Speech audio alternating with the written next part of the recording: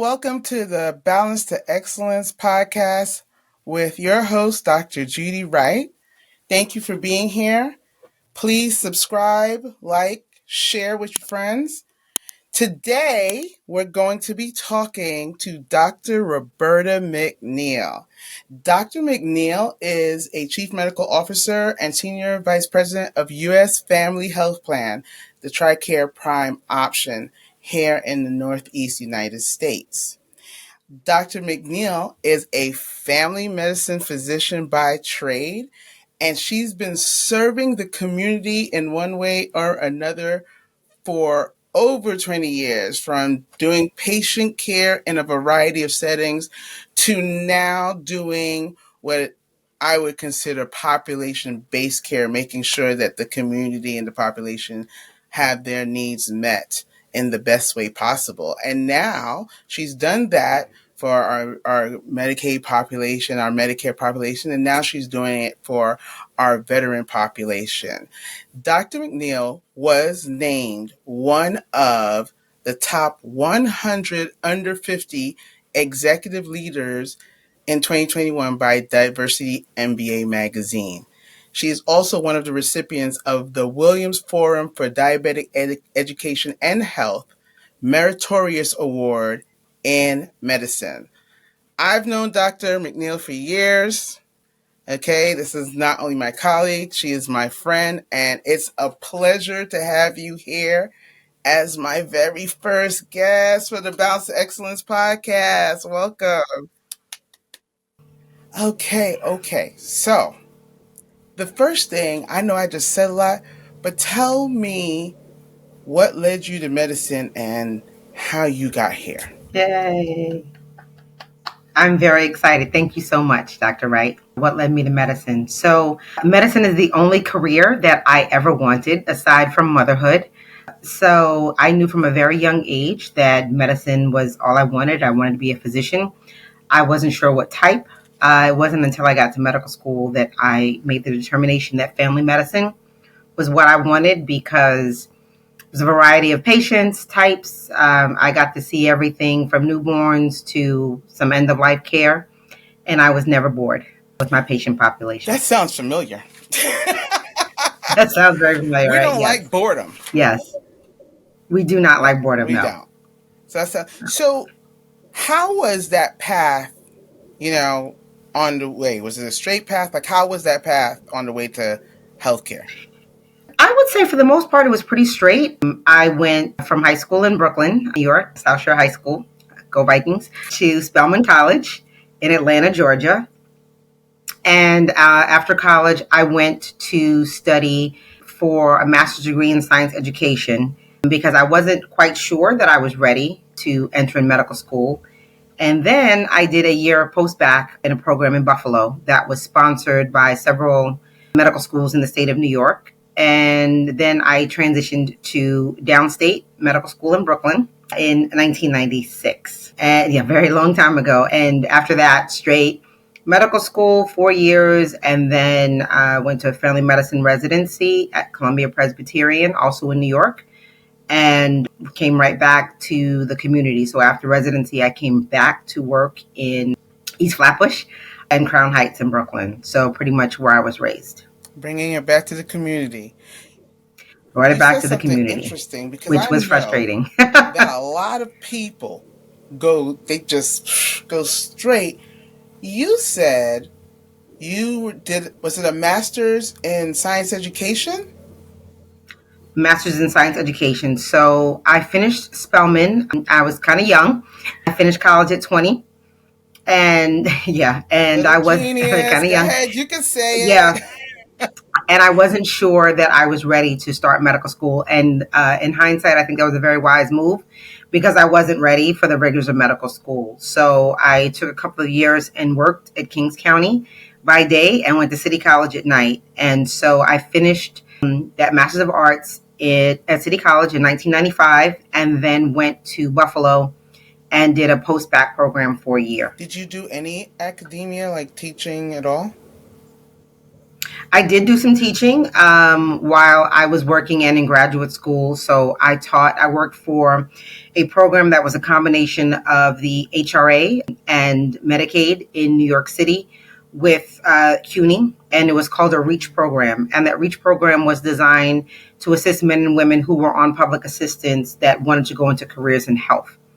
And so I worked as a professor getting people ready for the entrance exam for biology and for mathematics. And I did that for about a year and a half. So now you see why I say you've been working, serving the community A from very a long very time. Yes. long time. A very long And time. you get it Yes. honest, don't you? You get it honest. Your mom was in a I healthcare do. professional. I do. My mother was a nurse.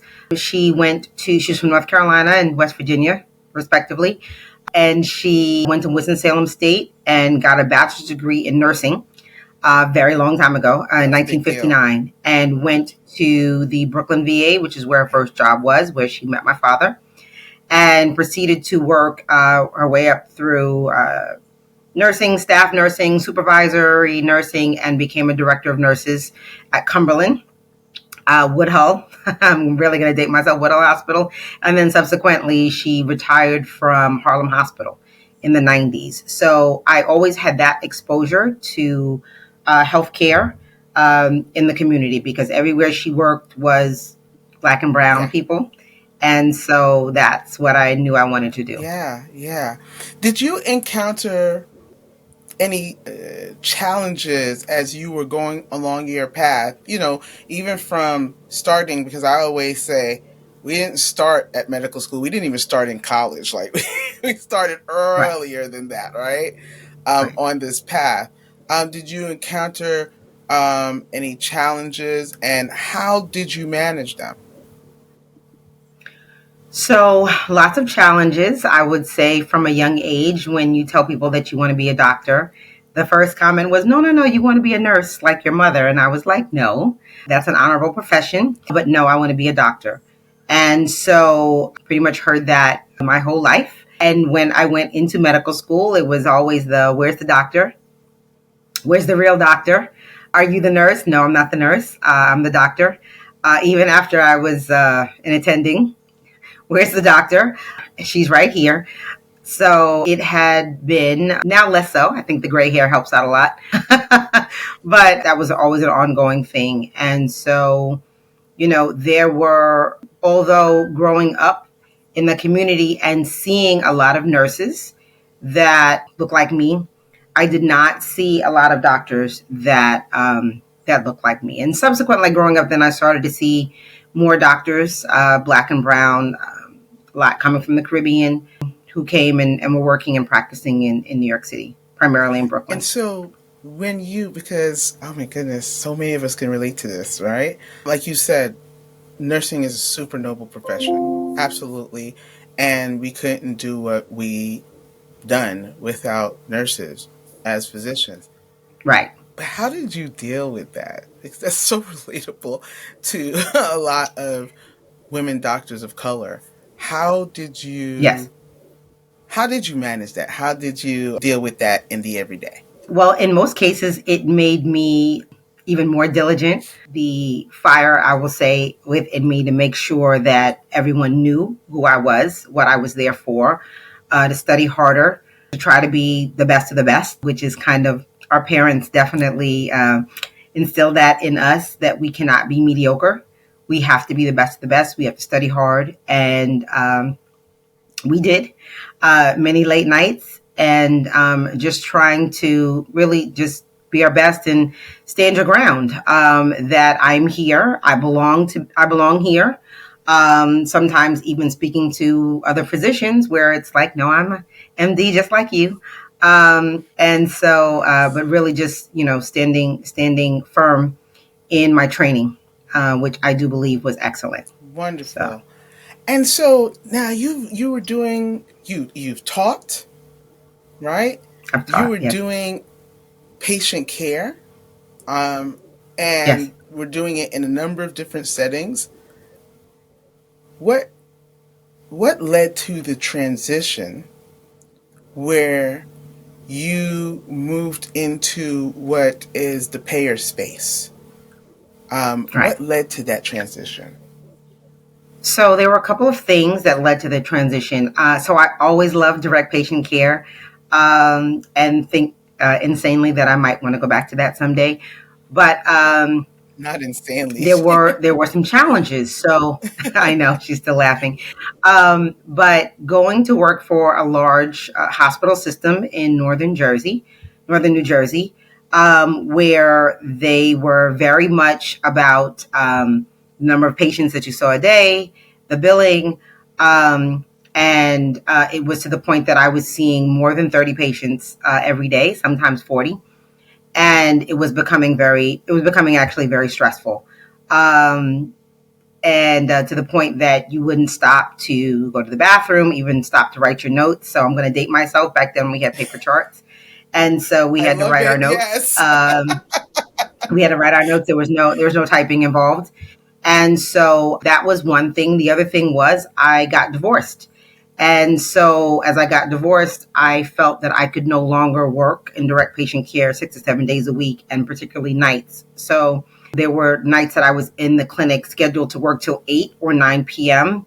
And then after that, I would be reviewing labs and making phone calls to patients to inform them of results. And then one night a patient was like, Dr. McNeil, it's 9:30. Why are you still in the office? And I was like, why am I still in the office? And I decided that I needed something that was a little bit more structured, a little bit more routine. So I couldn't do every Saturday and Sunday. And I made the transition then to workman's comp, which was more of a straight, either a 7 to 3 or an 11 to 7, very structured. And I knew what I was going to see. And there were no nights and weekends. And then after being a medical director of a site, I then transitioned into managed care in the Medicaid space. So I really always enjoyed working with the underserved. My first job out of residency was at a federally qualified health center in Brooklyn, and I immediately loved it. So still got to use my clinical knowledge, work with the nurses, discuss patients, care plans, diagnoses, etc. But it was very structured, and I was allowed to take a sick day Imagine if I that. needed one. Very difficult. It's very difficult for doctors to take a sick day or even a day off because you're restructuring and patients have to be reassigned. And I kind of had a really good group of patients that frequently didn't want to see anybody else. And I, felt badly. You always feel badly that somebody had been waiting 2 or 3 months to come see you. And so that was a challenge. But I was actually able to take a sick day and be a class mom sometimes. So I was able to be a mom finally that could go on the field trip and bring the cupcakes or whatever it was to class back when we were allowed to bring cupcakes. I don't know Oh like now no, what happens, no, but ma'am. no, there's no cupcakes now. No, they don't want that Right, now. everybody's gluten free, nut free.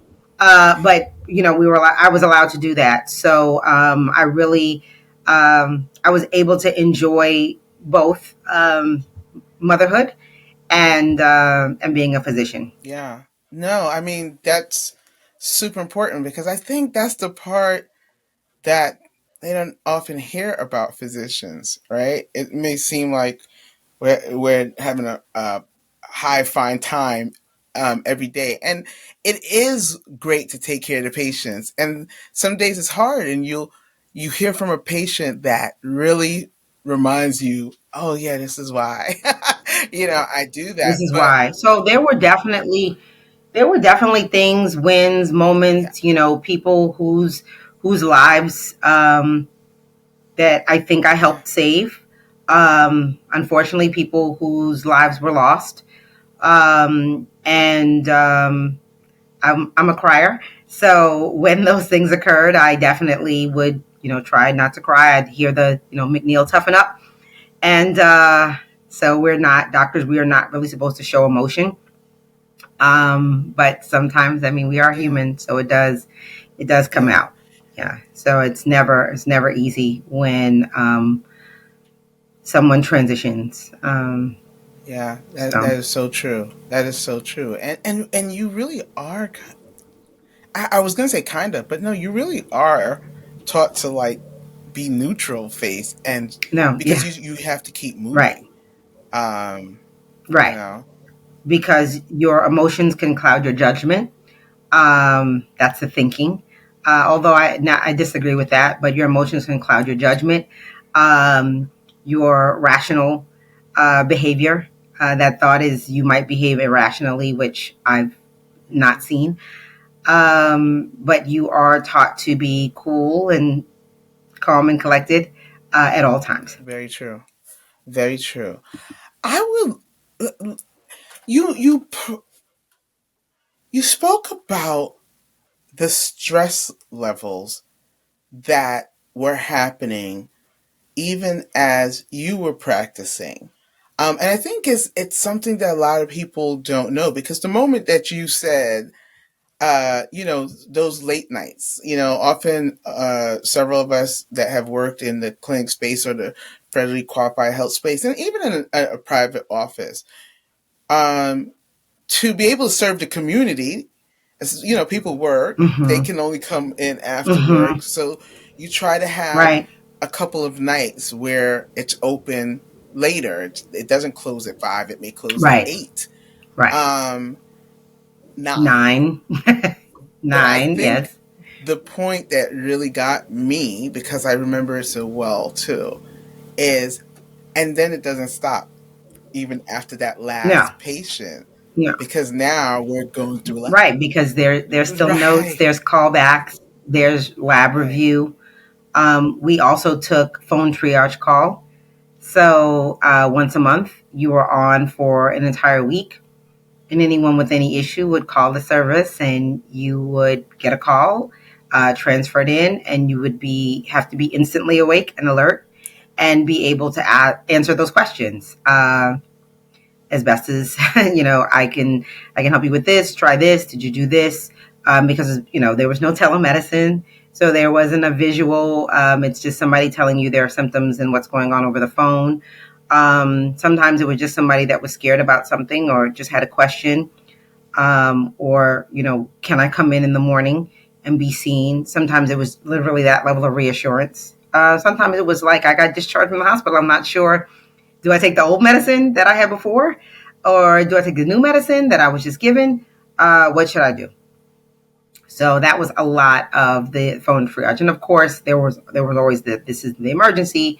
Then no, you need to right. call 911 and you go to the nearest emergency room. So So yes. now, how did you deal at the time with, because you brought up a couple of things, right? It was the working Mm-hmm. 6 to 7 days a week, sometimes, That's correct. between seeing patients, doing calls, all of those things. Um, That's correct. how did you deal with the stress? Because you had been doing this for Mm-hmm. years, right? For And so, how years. did you deal with the stress? And even, how did you go about, if you did, finding some balance? Because you did have two young ones, and you did have a spouse, and you did eventually get a divorce, which is one of those life Yes. changes. You know, Very, that's a big very thing. much So, life how did changing. you go about dealing with all of that in the face of, I still need to be Dr. McNeil, ready to take care of Right. everybody that comes my way? Every and Yes. anybody. That's right. So first and foremost, God bless me with low blood pressure. So Yes. my blood pressure is always low. So that definitely helps. I make light of it, but I definitely think that does help. And I did always try to make sure that I had connection, right? So my family is very important to me. My niece and nephews, my family. I have a very good circle of girlfriends that we've always gone out of our way to connect with each other, use each other as sounding boards, and sometimes just a distressor. I did exercise, believe it or not. Even in med school, that was able to kind of de-stress me, just to relieve a little something. But I can say honestly, it was the support of my family and friends that definitely helped me just deal with the stresses of daily life. Yeah. Yeah, I can understand that. And I'm gonna bring that back up a little later because you now are a chief medical officer, right? So when you transitioned into the space, you had done some utilization management work and as a medical director in the healthcare payer space. But you now are a chief medical officer and a senior vice president, and that's no small feat. So congratulations to you. Um, but with that comes its own challenges, does it not? Yes, definitely, definitely. Lots of challenges, different challenges, right? A lot of different challenges. So in my current role, we are a division of TRICARE. So we are TRICARE Prime Option, which means that we serve the retirees of all of the armed forces in the National Guard and the dependents of the active duty servicemen and women. So we do not take care of active duty, although they are under another division of TRICARE. We take care of those families. And so different stresses, right? Because sometimes those families are dealing with the deployment of the person who's the sponsor. So the family's here, and the sponsor may be in Europe. National Guardsmen may be deployed to another area of the state or another area of the country where there's an emergency or even a flood or something where, and you think when people get called in, you think about the sacrifice that our servicemen and women make, but their families are also making that sacrifice because the family's part of that unit. And then usually they might get transferred to another base or something within 3 years. So we take care of those dependents. We do run, it's an all civilian network. So we contract with every civilian hospital possible here in our catchment area, which is New York, New Jersey. There are a few areas in Pennsylvania and some areas in Western Connecticut. And we do utilization review. We do care management plans, really working to see how we can help those members. And we also have 2 practice sites where we see our members. The doctors see our members for routine care, vaccines, whatever it is that they need. So a lot of things to oversee. Yes. And I know with all of your experience there, um, Mm-hmm. all of the experience you've had, you've been able to bring something to the table and impart to your team. Is your team mostly administrative, or do you have medical professionals, physicians, nurses that report to you? How does that work? Yes. So I have administrative nurses and care managers. I have a medical director who has an administrative role. And also now that he's there, helps oversee the practice site clinics where we have physicians, family medicine, pediatrics, internal medicine, and also nurses and medical assistants that see our members' blood draws, phlebotomy, vaccinations, routine physicals. So my team is a combination of administrative as well as direct clinical Oh, care. that's great and different Yeah, because it it is requires different. Yes, different things for, different. yeah. Yes, different views. So what are we? In some cases, what are we doing? What are we ordering for the clinic? How much vaccine do we need? Coming in during COVID, do we have enough PPE? Do we have gloves? Do we have vaccines? There's an outbreak. We had members are coming in that are COVID positive. What happens? Re-sterilizing the rooms. And then on the administrative side, we've got the reaching out to our members, care plans, discharge planning. Um, One of the areas that we're particularly challenged with, is a lot of trying to figure out the transition for people who might not be able to return home due to a new disability and things like that, and getting the resources to help them be able to return to the home, because ultimately that's what most people want. So it's kind of like it's a dual side. So there's the clinical side, and then there's the administrative managed care side. Yeah. Oh wow. Yeah. Yeah. So you're wearing multiple hats. and Most and of us and need have. to know how to shift. Yes. In having these teams, your team members need to be themselves at a high level, because ultimately, if you have people in the clinical space, they're taking care of patients. That's how they see it. Yes. Your Yes. administrative people are taking care of enrollees, right? Right. And we refer to them in a variety. So usually member Member lives, lives. I love that. member beneficiaries. So lives is my favorite word to describe them because, to really understand that these are not just numbers on a page. These are real Yeah, lives, right? Men, women, and children. And so never lose sight of that. That's who I we're here to love that. serve. I love that. And one of the things I always say is, if you want those member lives to be properly cared for, those who are caring, whether directly or indirectly, also need to be at a place where they're on even keel. How do you uh, engage, and what challenges do you find, or your, like, say, your top 2 or 3 challenges you find with your those who are on your team? What challenges do With they my teams. have? So um, all things clinical at the plan are under my direct report. So the practice sites, care management, utilization management, as well as quality and HEDIS. And so quality and HEDIS are, kind of different. It's the what was done. Was it done properly? And are there any, particular issues, or what could we have done better? Right. So different.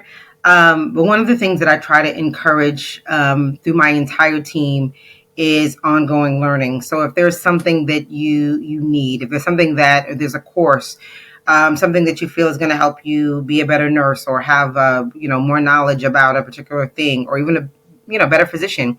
I mean, we have to take our CME courses and things like that, which are mandatory to maintain our licenses. But there may be other things that you're interested in that can broaden. You may find a workshop on how to deal, or help people deal with their stressors, working through suicide prevention, how to deal with the new diagnosis of diabetes. People think about, okay, somebody has diabetes, and what does that mean when somebody actually has to come back, and now what do I do? What do I eat? How do I live? My whole life has changed, and we as physicians typically have not done that good of a job in terms of learning and talking about nutrition, talking to our patients about ways to improve their life, improve their health. We very much lean on the kind of reactive. It's already happened. What can we do from a preventative? As much as you can. Some things are just not preventative, but and so I encourage my staff, any learning that you find interesting. And sometimes it's something that, one of my staff members finds that actually benefits the whole team, right? So don't be afraid to share that. I do kind of in services with my team. So they may be seeing something, and like the care managers may be removed from, day-to-day clinical. So we've talked about some of the things they may be seeing. So what is actually a stem cell transplant, right? What does that mean? If somebody's dealing with perhaps CAR T, which is really, a lot of the nurses, they've been doing this 5 and 10 years. Things like that didn't exist, right? Treatments like this didn't exist. So they're further removed clinically. Our next talk is going to be on the weight loss medications, the Oh, this is a Ozempic, the big one. Wegovys. What does that mean? Answering questions, because they're seeing it and they're seeing the requests, and it's all over the places on the news. But really, what does it do? What is the mechanism of action? Excuse me. How does it work? How does it improve? What are the plateaus? What are the risks? And so I think that being able to talk with them and be open about what I do and don't know. If I don't know something, I will always say, you know what, I'm going to look this up. I'll get back to you. And I encourage them to do the same. Nobody can know everything. Nobody can hold everything, even the stuff that they did know. Sometimes it's like, wait, I got to go back and re-research that. Um, been studying medicine for a long time. We always say medicine's an art, not a science, Yeah. right? Oh my So goodness. there's a lot of things in ongoing. And I think about just the changes in medicine and medications since we graduated from medical school, right? Things that didn't exist. There's no such thing as a CAR T, or even really like weight loss and all these medications for Yeah, diabetes and new treatments when for we were in sickle school, cell. what Like was it? that's Like fen-phen? See, now I'm dating myself. It's like fen-phen. right. It was Yeah. totally different. So a lot of things have indeed changed, really for the better in terms of the ability that doctors have to take care of people. And, so anything that I could do to encourage that, encourage what, work life balance, taking your vacation days. That's that's a big thing. We do have really a certain amount of guilt of being off Still. still, and still being off. And what does that mean? And you have to make sure that you're taking care of yourself. Most of the staff, their parents, their grandparents, and we in healthcare are typically not encouraged to take care of ourselves. It is selfless, and take care of everyone first. And that frequently can lead to our own detriment because we are not taking care of ourselves. I So I encourage them as much as possible to I do love so. that. What one of the things that I do is that I speak on stages to people about being balanced, and Hmm. I know for some people that's pie in the sky thinking. It's a real thing, right? So when you said that when you moved your way out of direct patient care and you said, Hmm. and finally I could take a day off, right? And I Right. was like, right. I was like, Right. right, Right. because Right. Right. I won't say anybody that tells you not to, but the atmosphere sometimes is so It's much to do. You're discouraging like, to do so. where? And then, of course, there's the other part that is unspoken, the part that feels like punishment. You do take that time off. And you have no idea what you're And coming then you back come to. back to an overpacked schedule. Right, right. Your schedule is now Right. Your overpacked. emails are Well, this out of person had control. this person had to come see you. They had to come see you, so I added them onto your schedule. I hope Right, you don't mind. right. But even Right, in even right. in the non that you don't know what your emails are about to look like, right? Well, Right. So yes, like yes. 2 days There, before there you're supposed is, to come there is back, you're that. already checking your emails to see and things like Right. that. So you're not, blindsided by things, and there's always lots of emails that you walk back Absolutely. into. Sometimes emails that you get when you're on vacation. Uh, People have updated their out of office to say, I will have limited access to Yeah. emails, just to kind of set that expectation that I do need some time to not look at Yeah. work. And I love that you're actually telling them actively, Yes, you have vacation, right? actively, because you know. I I I wasn't necessarily told, but or was told, but again, like we said, it wasn't No. really encouraged, right? So it was almost kind of duplicitous, like you're being told, but don't Yeah, really like do it. we checked it off the box that Um, we kind of. right, Yeah, right, right, right. But I'm not really. but you're actually saying to people, you have vacation time, you should take it. You need balance time. Do you all have like um because I love that you're doing the professional development, some professional development. Do you have like wellness programs that you all use?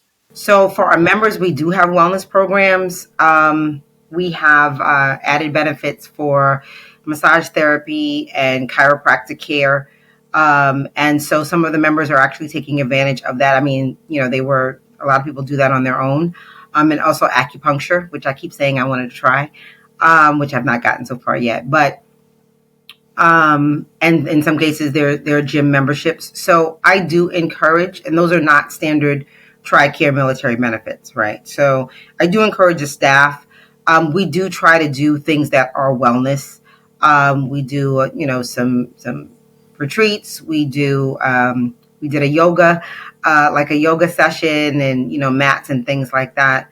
I did work at a place one time where there was a massage therapist who used to come in every Wednesday. That was actually one of the best things ever.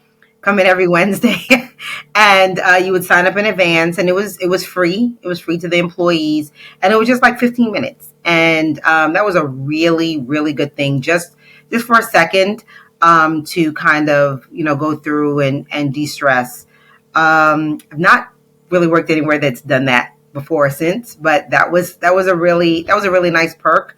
And I think that with the changing landscape of hybrid work and things like that, it's different, right? So, um, and different companies are doing different things. So, my administrative staff, they have the ability to be hybrid, but my clinical staff does not. So they have to go in and see sick people and be prepared to, you might be exposed to someone with something, as opposed to the administrative staff that has the ability to work Yeah, remotely. I think first of all, I love the idea of the weekly yoga thing, right? And being able to Oh incorporate yeah, it in the that middle of the that, that day, was because good. sometimes I've heard of places, first of all, I've heard more places that don't have anything like that, but I've heard of places that will do it, but they'll do it, say, after work, right? So now we're adding Right. something to people's day for them to get the Right. So it's almost like it's like a punishment, because it's after, like, okay, I'm ready to go. I'm ready to go home. And trying to be thoughtful, or trying to be more thoughtful about, when do work meetings start? When do work meetings end? We had a conversation maybe about a year or so ago about the back-to-back meetings. And so if you're not even allowing 5 minutes between meetings, they can't go to the bathroom, they can't get water, they can't do, and you're in meetings all day. Sometimes people will schedule meetings through lunch. So we've gotten in the habit of making meetings 45 minutes long or 50 minutes long. That way, if you do run over by a few minutes, you still have the opportunity to take a bio break, or just kind of like collect your thoughts or catch up on emails.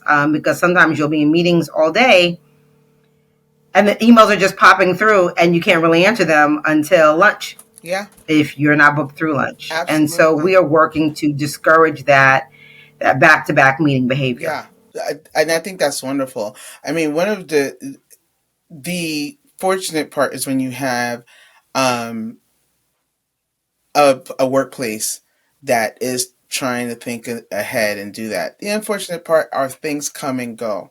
And one of the things that I also go in and I do organizational development workshops, like professional development, personal development, because what I don't really talk about work life balance because it makes it sound like work is on some other planet, right?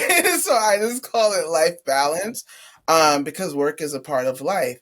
But how do you deal with that? And so one of the things that I often come in and talk to teams about is how to take back ownership of that, and how to gain some balance in their life, using stress management, self care strategies, that they can use, even little short, quick things they can do at their desk, little short, quick things they could do in the morning, having a small routine of meditation and maybe a little exercise can change the game. If you know that you have a stressor, things that you can, a stress trigger, things that you can do when you know that stress trigger is getting ready to come on. And so I often go in and I have workshops, and it's definitely something we could talk about later, but it's really good when you have somebody that themselves have had to manage that stress and they're like, look, That's this is stressor, something I yes. wish that I had. And I'm telling you all. Absolutely. Absolutely. I'm trying to, don't follow necessarily what I did.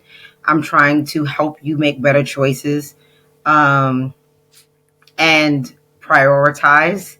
So everything can't be an emergency, Yeah, right? And so I think we frequently feel everything's an emergency, everything has to be taken care of right now, which is actually impossible. So if everything's a priority, then nothing's a oh my priority. goodness, So, absolutely. kind of where are you going, in terms of how to schedule your day. And there are times that I'm just like, wait, what happened? I went to go through and I try to set this time aside. This is check my email time, right? Check and respond to emails. And, in some cases I was able to, move some of these meetings to 9:30 instead of the 8:30, the 9 o'clock, because that way gave me an opportunity to kind of go through. Some people start their day earlier. Some people want to start at 8 o'clock so they can come off at 4, how their day works. But just to kind of give me that time uninterrupted as much as possible. Caveat there. But to go through, look at emails, see what people have, gone through overnight, and see what's new in the morning. And I definitely encourage my team not to answer emails on the weekend. I have also tried my best to take that stance. And the fact that we're working in managed care, of course, allows us that ability, right? That we don't have to, in most cases, answer an email on the weekend because our business, is mostly 9 to 5, which is good. But there are things that, in medicine, of course, medicine is not a 9 to 5 type thing. So, there are challenges with that of when you can go through, and is there such a thing as work-life balance? And there was a long time I did not think that existed because I didn't have any.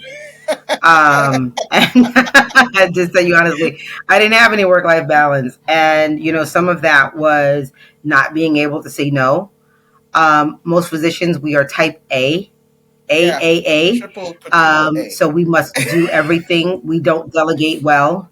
We don't change routine well. We're not good with that at all, right? We like structure, which is why most of us go into what we go into.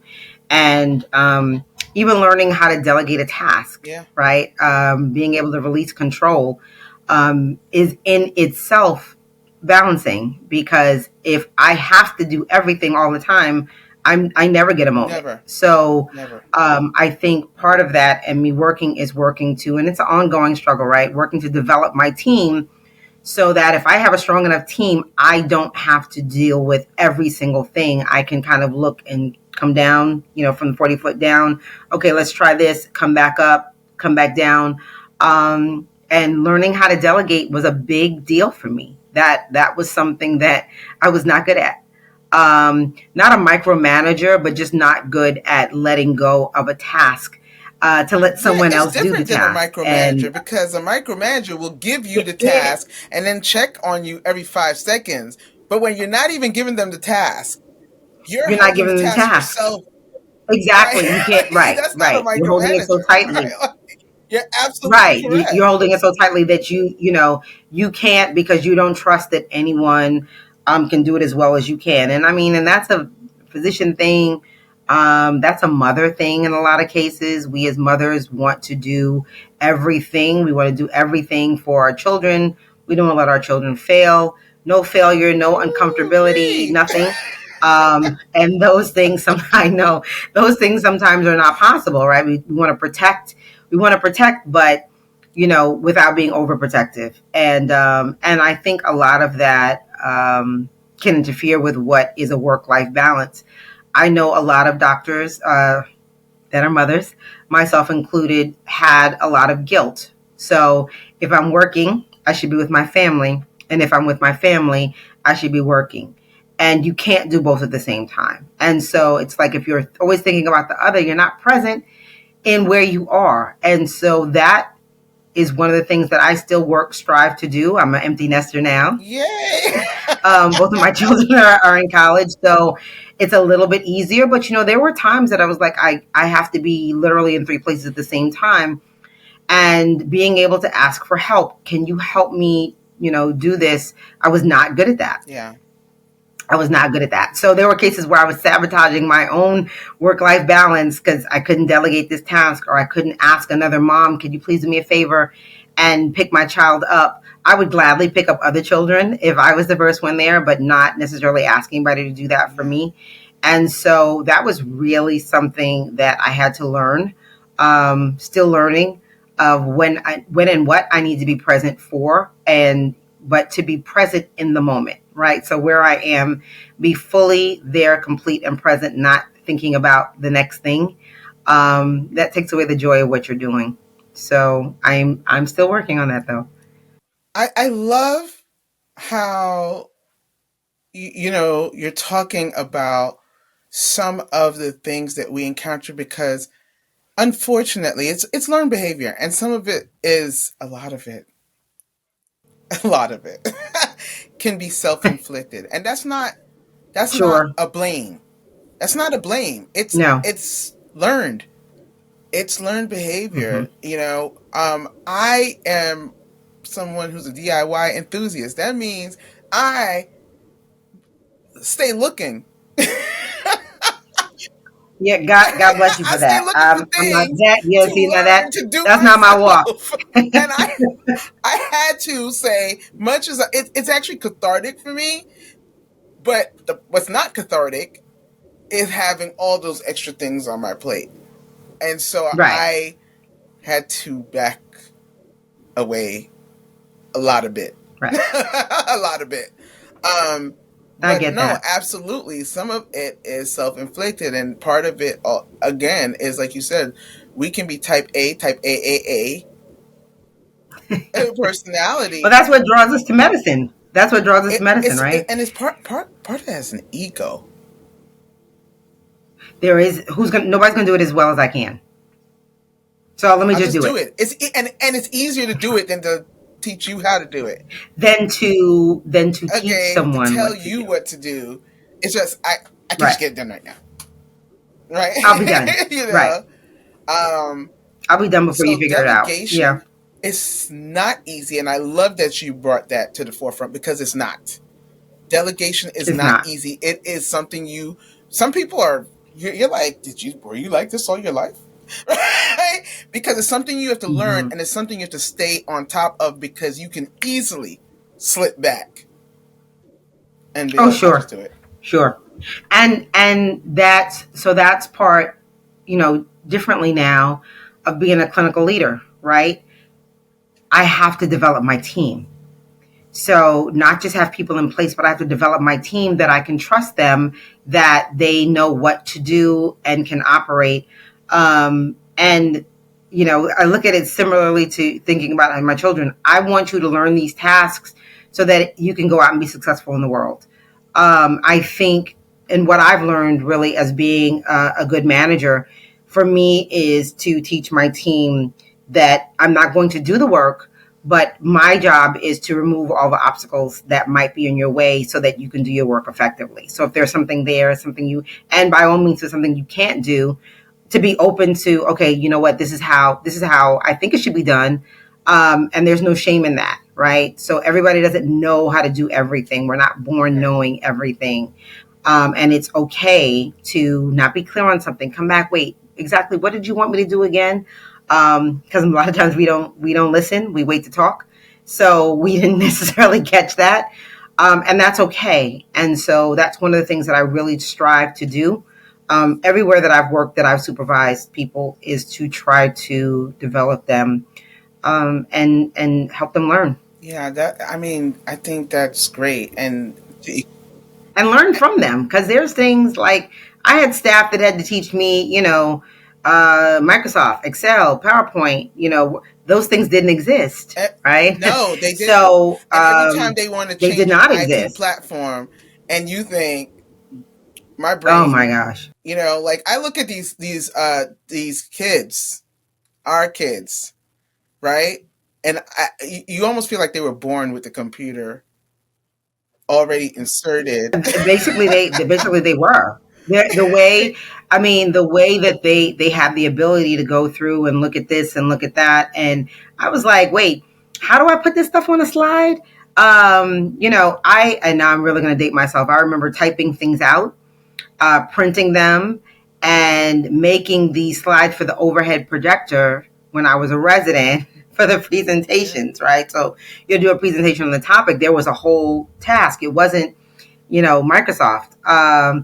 And so I actually had to, where I was working at Anthem, I actually had to take a course in Microsoft, which fortunately they offered, to learn how to do it, because it wasn't something No, that no. existed. Please, I still want to So print yeah. stuff out, right? Like and it's like, Oh, all don't the miss the time. treat, you know. Right, right, But I right, still right. want to Don't, print stuff right. out. I'm still the person. Yeah. I'm still the person that prefers a book over an audiobook. Like I still, I do too, and you can't see. I'm in my office, my home office, but I have a bookshelf to my right, filled with books. I love holding, reading, yes, turning pages. So yes, that's something that I will always work and enjoy. absolutely. So, but So yeah. when you have, I'm sure there are periods that, whatever it is, audits or whatever, when you have stressful periods happening at work, and the team is having stressful periods, and that could be cyclical. Um, how do you, you know, manage? How do you manage that, or how do you teach them to manage through that? Because with resilience, because some of the things that you encounter can really hit. I have no other way to say it. Really hit. You know, um, how do you help your team or help your leaders, because you're delegating, right? Hmm. So help your Right, leaders to help their team. right. So a lot of that is preparedness. I always said I was never a Girl Scout. My sister got that. I wasn't a Girl Scout, but I always like to be prepared. So being able to go through, know what you have to do, write it out, write it down. I still have to write things out because I can't keep everything in my head. And getting my team prepared. I'll let them. They're working on a presentation. You know what? You can go through it with me first. Send me the slides. I'll review it. I'll critique it. Always praise and correction, right? So where this works, this is great. More of this. Where no, you know what, you missed the mark on this. Let's try to do it. Or that's something I hadn't thought of. That's a different way to do it. But in most cases, particularly as we're going through things where we do have the audits and we do have, going through and reviewing and making sure that this is here, this meets the standard, working with our regulatory bodies, preparedness is the biggest thing. There will always be things that occur. We used to always say everything happened after 4 o'clock on Friday. I don't know why. It was always on Friday and always after 4 o'clock. Um, always. But try to calmly work through that. Okay, so what is the immediacy of this? Is this someone who is, to potentially be discharged with no safe discharge plan to home? Okay, stop. First thing first is you outreach to this group, you outreach to this. Let's try to see if we can do this or work with this or see what the issue is, what the connection is.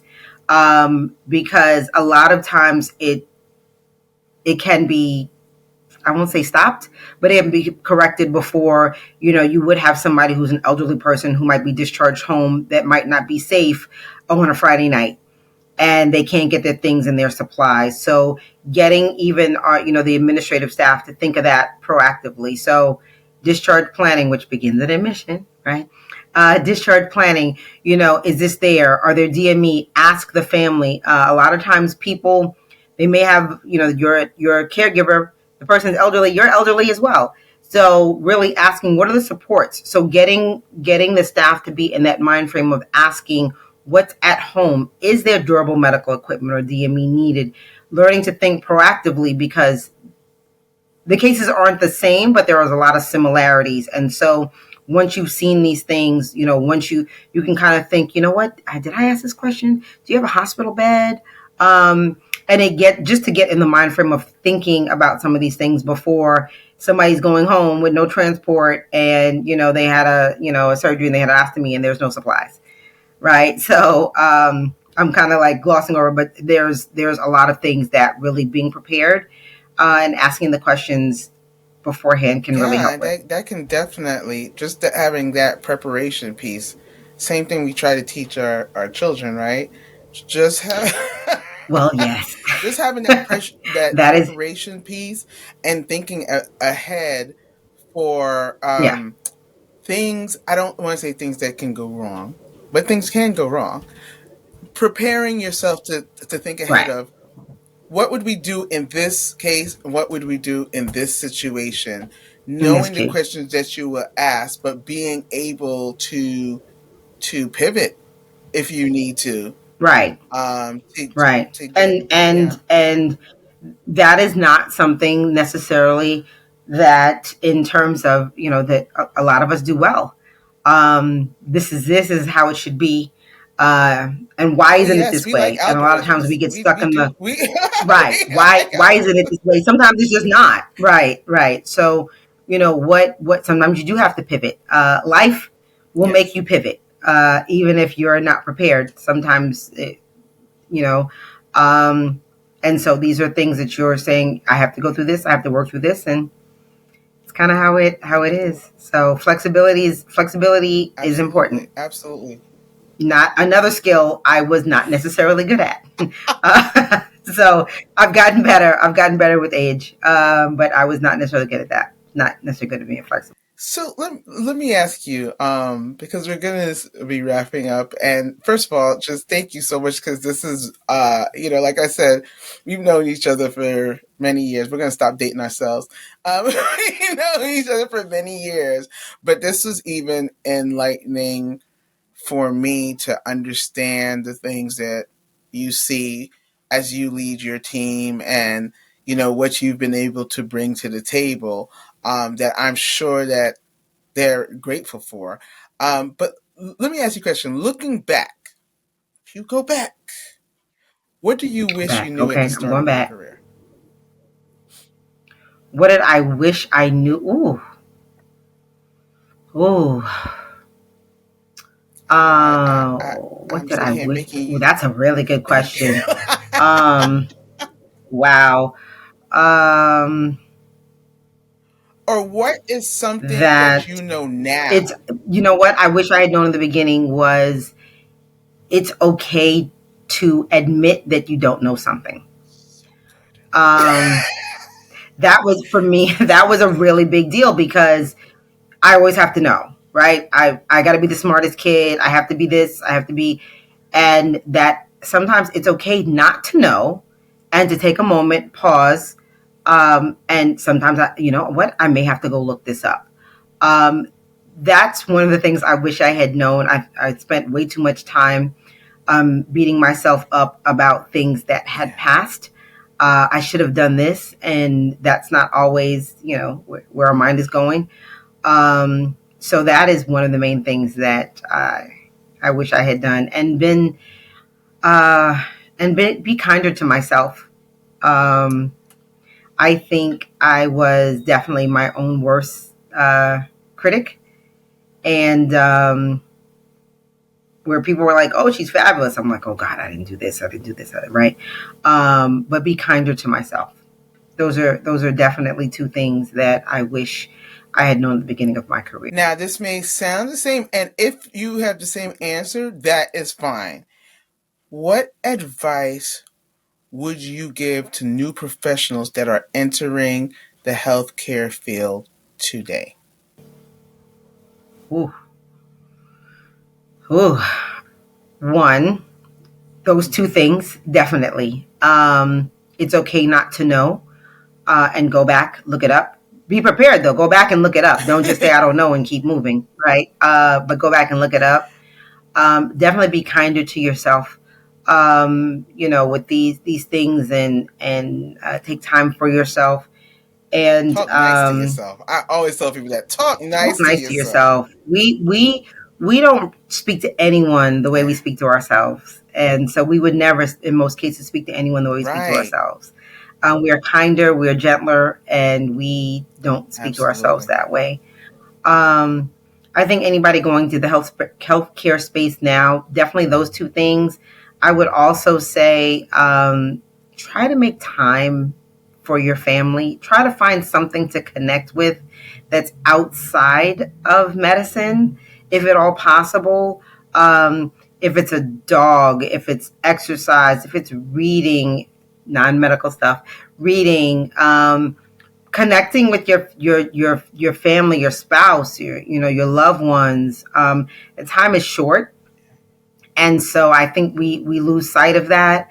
So definitely try to make sure you have something, some interest that's outside of medicine. Those would be the three things. I think those are so good because I know I myself didn't do. Oh yeah, for sure, for sure, And we for we sure. we are not alone. so No, so not I at all, think not at those were all. so good. Thank you so much, Dr. McNeil. This was You're welcome. awesome. For Thank you for thanks again having for me. being the first guest on the Balance to Excellence podcast. And for those out there, you can see this on YouTube, but you also can listen to it on Apple and Google Podcasts and wherever you listen to your podcast. Like, subscribe, share with your friends, and we will see you next time. Thank you so much. Thank you for the opportunity. And y'all follow Dr. All Wright. right, bye. Bye. Thank you.